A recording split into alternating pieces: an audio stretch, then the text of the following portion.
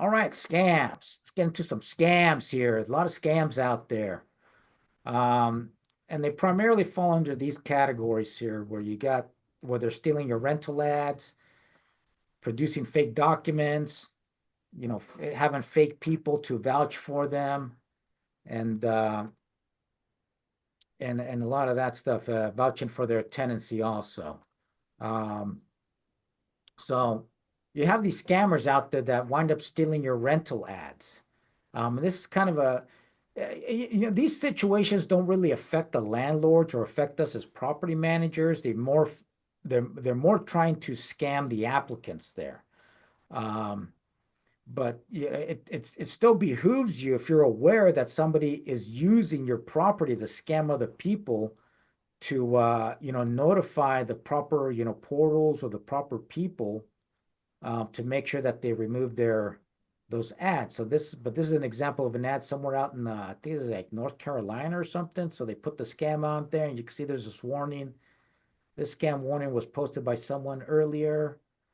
Um, this is one that actually happened to us. So this was a two-bedroom home that we were renting out in Colton. You guys are familiar with Colton? That's kind of between what is that, like Riverside out there? Bernardino Just and Fontana. yeah, between like Riverside, Fontana out there, outskirts of Riverside there. So we had this house advertised, and this was a new client too. New client had this little two-bed, one-bath house out there. We actually had it advertised for $2,200 there. But this dude here, this low life guy over here, was advertising it, and I believe this was on WhatsApp. I don't know if you guys are familiar with that, with the WhatsApp app. Um, but yeah, this guy was advertising it to it looks like it was, yeah, primarily like Spanish speakers, and he had it at 1,400. So a huge discount from what we had it. I don't know. Somebody in our office here, our staff, found out about that. Maybe they got a call or something, or they connected the dots somehow. But somehow we caught wind of this, and and it seems like all they were trying to get was just to get this not this deposit here because so what I decided to do was kind of play like I was a looking to rent the place out because I wanted to try to get this guy on the phone call and chew him out. Um, but the best I was able to do was do a texting with them, and this is kind of what happened. But um, they do say here, advance payment, and I think they were just trying to get this $149, and they were probably gonna disappear or something. But eventually got him into a text, and I responded to him, "Hey, you're a scammer," and I told him we were gonna notify the authorities. So uh, yeah, this kind of stuff is actually very prevalent out there. Okay. So this is where landlords and property managers can get adversely affected. So these are when they submit fake documents. And this can be really bad. This is actually in a posting I saw. This is on Facebook. And this is this lady here, Stacy, and she's trying to warn people out there. She's trying to let people know landlords rent to own and contract for sale investors. I hope you're doing your full verifications of your possible new tenants. I was placing a Facebook marketplace ad, and marketplace is where people advertise their rentals. It's the Facebook marketplace. And I came across this posting, so she's referring to this over here. $10 in shipping gets you fake docs, income, employment, and also to scam, investors. And you can see here, paycheck stubs, $15. Bank statement, 75. Business bank statement, 150. And on and on. You can get a full tax return for $160. So so yeah, so it's crazy. So this kind of stuff can really can and some of these documents, I'm going to show you some examples of fake documents. Some of these documents look really, really good, and to the untrained eye, they can really fool you.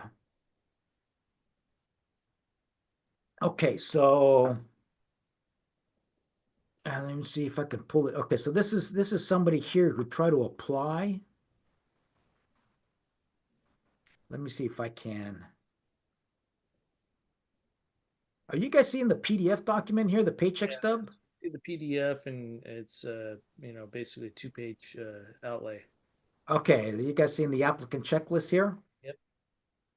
Okay, so this is our, in-house checklist that we use here.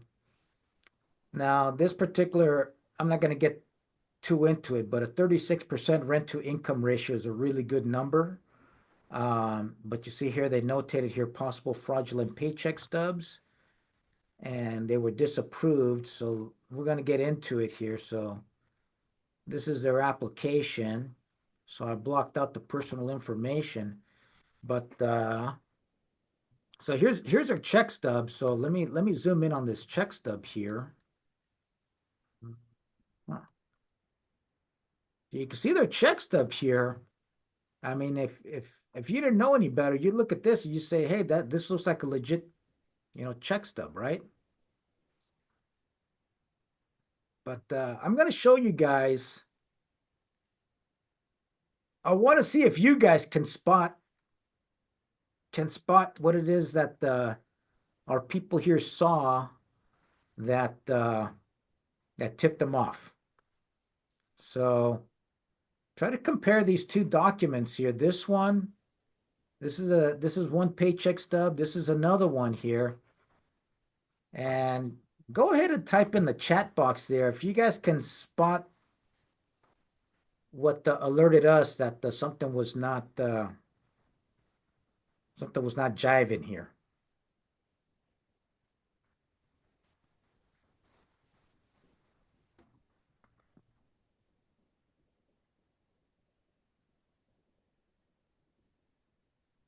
Hopefully you guys can see everything okay. Does anybody have any idea what tipped off the team over here?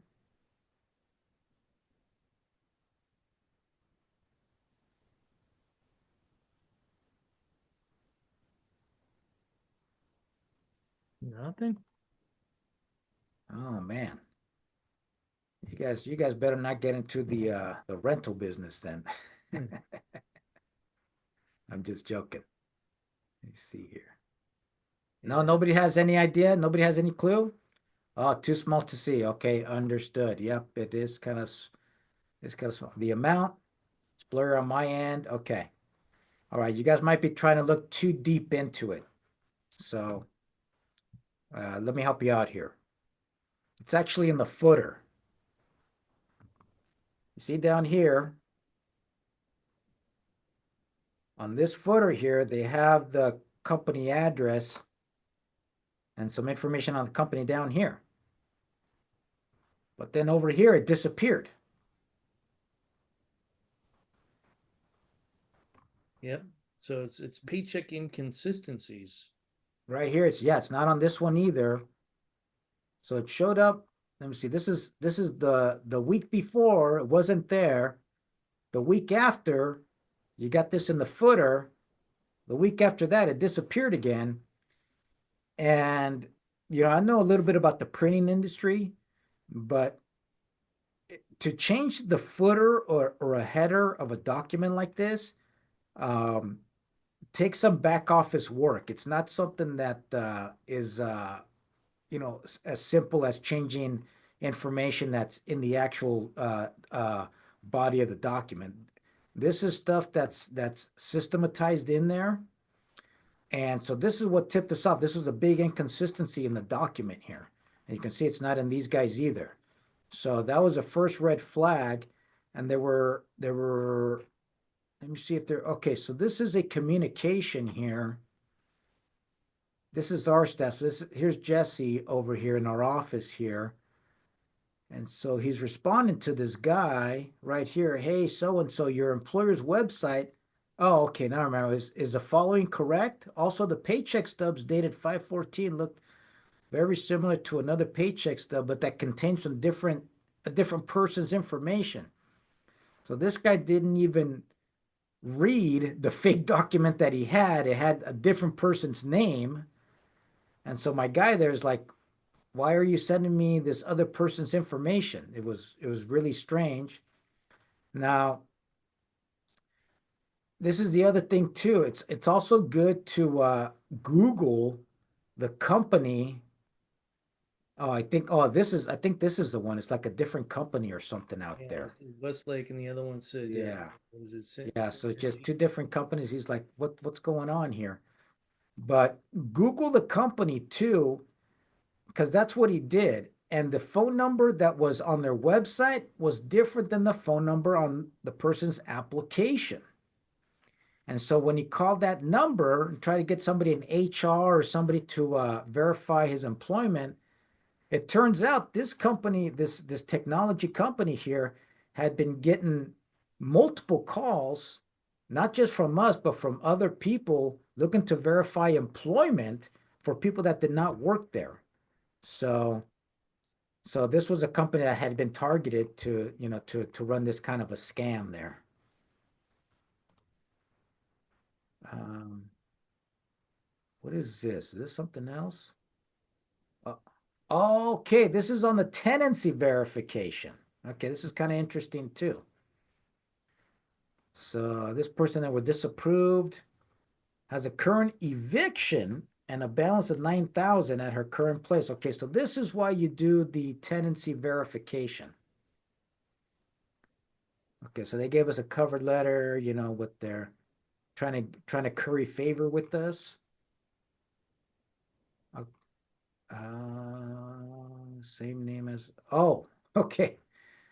So you see this notation, your suspected fraudulent message. So they notice that the name for the person to verify tenancy was the same name as the foster parent. I guess these people were foster parents, and so they noticed that the name was the same. Oh, right there, there it is. There's their foster parent agreement. Um, so then it looks like they got the proper contact information here. And so you see here, okay, this question here that we ask everybody, what is their payment history, on time, late, so on and so forth.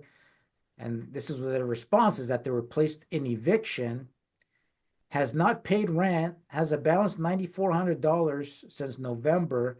They applied for rental assistance, but did not qualify, did not submit paperwork on time. So boom, great.